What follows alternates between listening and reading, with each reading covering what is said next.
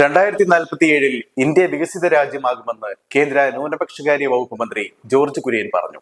Cheriyanad railway സ്റ്റേഷനിൽ Nagercoil junction Kottayam എക്സ്പ്രസിന് സ്വീകരണം നൽകി സംസാരിക്കുകയായിരുന്നു അദ്ദേഹം.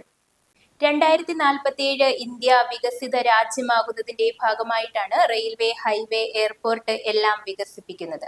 ചെറിയനാട് റെയിൽവേ സ്റ്റേഷനിൽ നാഗർകോവിൽ ജംഗ്ഷൻ കോട്ടയം എക്സ്പ്രസിന് സ്റ്റോപ്പ് അനുവദിച്ചിരുന്നു. ഇതിന് സ്വീകരണം നൽകി മുഖ്യ അതിഥിയായി സംസാരിക്കുകയായിരുന്നു അദ്ദേഹം.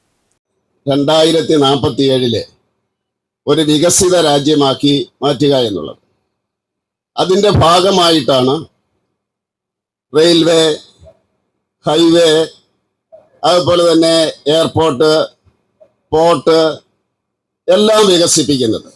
ഇതിനു മുമ്പ് നമ്മളിങ്ങനെ കണ്ടിട്ടില്ലല്ലോ. അപ്പോൾ അത് നടന്നുകൊണ്ടിരിക്കുക.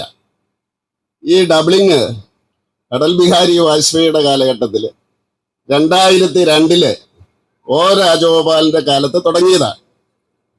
നരേന്ദ്രമോദി വരേണ്ടി വന്നു അത് പൂർത്തിയാക്കാൻ വേണ്ടി. അപ്പം നമുക്ക് ഇവിടെ ഇത് കിട്ടും, ഇവിടെ ഫുട് ഓവർ ബ്രിഡ്ജ് ഒക്കെ കിട്ടുകയാണ് ഉണ്ടായത്. അതുപോലെ 7 സ്റ്റേഷനുകൾ നമ്മൾ എയർപോർട്ട് പോലെയാക്കുകയാണ്. 7 സ്റ്റേഷനുകൾ എയർപോർട്ട് പോലെയാക്കുന്ന നരേന്ദ്രമോദി.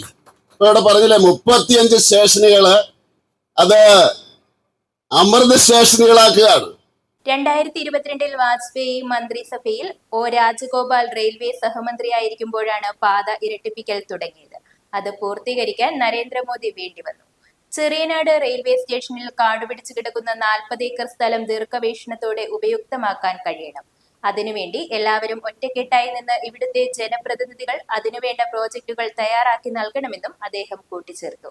ചെങ്ങന്നൂർ റെയിൽവേ സ്റ്റേഷന്റെ സാറ്റലൈറ്റ് സ്റ്റേഷനായി ചെറിയനാട് റെയിൽവേ സ്റ്റേഷൻ ഉയർത്തിയാൽ ഒരുപാട് വികസനങ്ങൾ ഇവിടെ വരുമെന്നും ഇത് സംബന്ധിച്ച പ്രോജക്റ്റ് കേന്ദ്രത്തിന് സമർപ്പിച്ചിട്ടുണ്ടെന്നും ചടങ്ങിൽ പങ്കെടുത്ത മാവേലിക്കര MP കൊടിക്കുന്നിൽ സുരേഷ് പറഞ്ഞു.